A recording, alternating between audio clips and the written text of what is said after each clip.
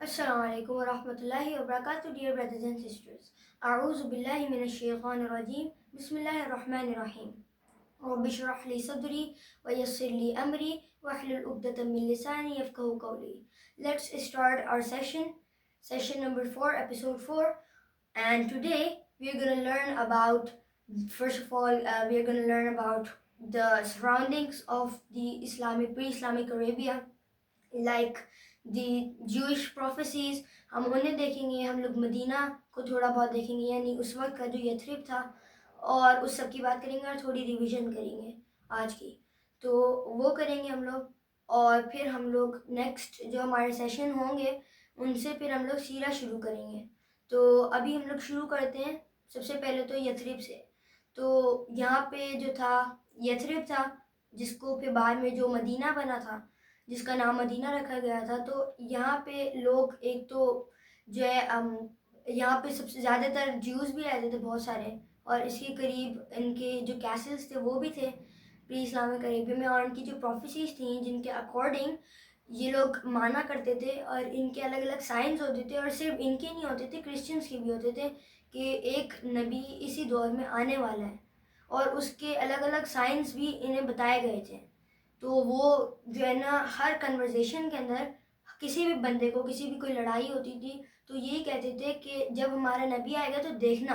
ہم کیسے تم لوگوں کو کچلیں گے, تم جیسے لوگوں کو, جب ہمارا نبی آئے گا اس کے ساتھ مل کر. تو یہ ان کا کہنا ہوتا تھا. اور جب ہمارے پاس نبی آئے اور وہی سائنس لے کر آئے جو ان کے پاس بھی تھے, ان کی کتابوں میں بھی تھے, تو انہوں نے انکار کر دی ماننے سے. کیوں؟ کیونکہ ان کو صرف ایک پرابلم تھا کہ ان کا جو نبی ہونا تھا وہ انہی کی اس میں سے ہونا تھا, جنریشن میں سے. تو ایسا نہیں تھا چونکہ, تو اس لیے انہوں نے انکار کر دیا تھا ان کی جو نبوت ہے اس سے. اور یہاں پہ مدینہ کے اندر وہ لوگ بہت سی چیزیں کر رہے تھے, منافقت کر رہے تھے, اور سامنے تو وہ بالکل ایک ایز اے مسلم بن کے ہر چیز کر رہے تھے فالو, لیکن پیچھے وہ انہیں سٹینڈ نہیں ہو رہا تھا کہ جو ہے اسلام کیسے اسپریڈ ہو رہا ہے. اور ایک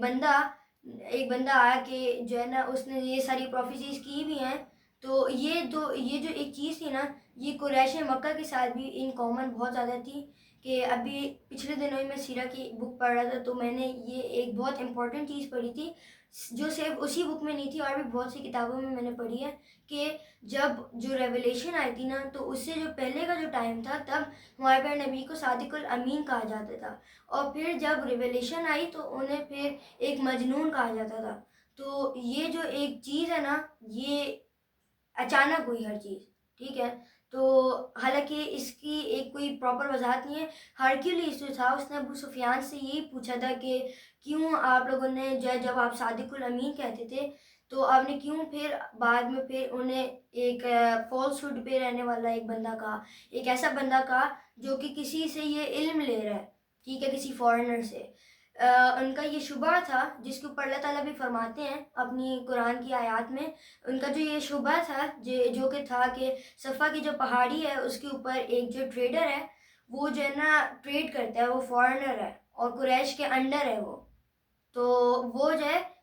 اسے عربک نہیں بولنی آتی, تو وہ صرف ہمارے پر نبی کو گائیڈ کرتا ہے اور یہ ساری چیزیں سکھاتا ہے, اور وہ پھر آگے ہمیں جو ہے نا ٹریکس پیدا کرتے ہیں. تو ان کا یہ ماننا تھا. تو خیر یہ ساری چیزیں وہ سامنے لاتے ہیں. تو خیر ہم لوگ بات کر رہے تھے ہرکیلیس وغیرہ کی. تو ہرکیلیس جو تھا اس نے بھی ابو سفیان سے یہی پوچھا کہ تم لوگوں نے راتوں رات کس طریقے سے, پہلے تم لوگ کہتے تھے صادق الامین ہے, تو پھر کیسے جب تم لوگ یہ کہتے تھے تو پھر تم لوگوں نے بعد میں انہیں مجنون کہنا شروع کر دیا. تو انہوں نے یہ مانا تھا کہ پہلے ہاں وہ صادق الامین تھے, اور ان کی زیادہ کوئی بات نہیں تھی, وجہ نہیں تھی ان کی مجنون کہنے کی. انہوں نے وہ بہت سی وجوہات کی وجہ سے کہا. انہوں نے اس لیے کہا کہ ان کی جو طاقت تھی وہ کسی اور کے ہاتھ میں کسی خطرے میں پڑ رہی تھی, انہیں ایسا لگ رہا تھا.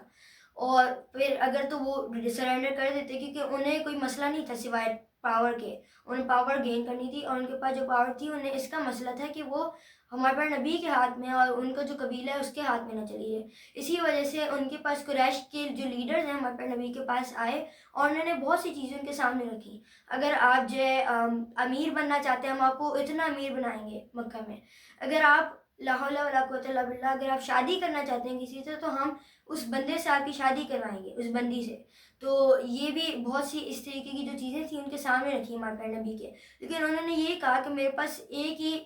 بولنے کی بات ہے، وہ یہ ہے کہ آپ ایک دین کے اوپر چلیں اور ایک خدا کو، بہت سارے خدا کے اوپر ایک ہی خدا کو آپ اس کی عبادت کریں،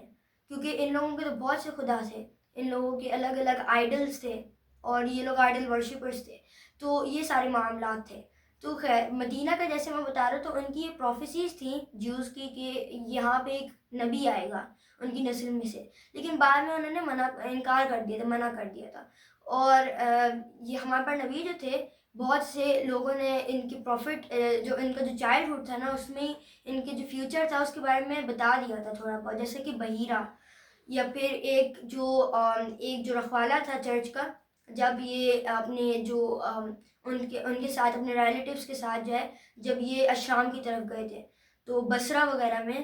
جدھر یہ لوگ رکے تھے ادھر ایک چرچ تھا، ادھر انہیں دعوت ملی تھی۔ تو اس طریقے کے بہت سے ایریاز تھے اور بہت سے لوگوں نے ان کا ایک ایسے فیوچر کے بارے میں بتا دیا تھا، تو یہ سارے معاملات یہاں پہ چل رہے تھے۔ تو یہ ساری چیزیں تھیں، اور انہی میں سے سلیمان فارسی رضی اللہ تعالیٰ عنہ بھی ایک ایسے بندے تھے کہ جو راہ کے متلاشی تھے، ایک he was a person who was trying to search for the truth، جس کے لیے وہ در بدر پھرتے رہے بہت سے ریلیجنز میں، اور eventually he was sold out to a Jewish scholar، اور انہی اسکالر سے پھر انہیں بعد میں پتہ چلا ان کی پروفیسیز کے بارے میں کہ وہ یہاں مدینہ میں کیوں شفٹ ہوئے ہیں، زیادہ تر لوگ کیوں یہاں پہ آئے ہیں مائگریٹ کر کے، کیونکہ انہیں پتہ چلا تھا ان کی جو پروفیسیز ہیں کہ جیسے ہمارے پڑھنے بھی مطلب کوئی بھی پروفٹ یہاں پہ آنے والا ہے، تو اس سے یہاں پہ ان کے پاس اور بھی سائنس تھے، ناٹ لائک کہ ان کے پاس پروفٹ کا ہی سائنس تھا کہ کوئی پروفٹ آ رہا ہے، ان کے پاس اور بھی بہت سے سائنس تھے، ہم یہاں ڈسکس نہیں کریں گے، لیکن ان کے پاس یہی جو سائنس تھے، وہی سائنس جب انہیں پتہ چلے سلیمان بن فارسی کو، تو انہوں نے پھر جو ہے جب ہم پر نبی کا میسیج دیکھا تو پھر وہ ایمان لے آئے ان کے اوپر۔ تو ایک یہ چھوٹی سی ہم لوگوں نے ایپیسوڈ بنانی تھی اسی کے اوپر کہ ہم لوگ انڈرسٹینڈ کر سکیں کہ جوز کی جو پروفیسی تھی جو بہت پہلے سے چلتی آ رہی تھی، ہمارے ابراہیم علیہ السلام سے چلتی آ رہی تھی کہ ایک آخری نبی بہت جلد آنا ہے۔ تو یہ سارے معاملات تھے جو یہاں پہ چل رہے تھے۔ اب ہم لوگ اگلے جو سیشن ہے اس کے اندر لرن کریں گے اباؤٹ کہ ہمارے پر نبی کا جو ایک تو بچپن ہے، جو بھی ان کے جو مدر اینڈ فادر ہیں، ان کی نسلیں اور ان کا جو قبیلہ ہے، اور باقی جتنی بھی چیزیں ہیں، اور پھر قریش وغیرہ، قریش مکہ تک کا سارا کچھ۔ جزاک اللہ خیر، ابھی کے لیے میں جانا چاہتا ہوں، جزاک اللہ خیر، اپنا خیال رکھیے گا، اللہ حافظ۔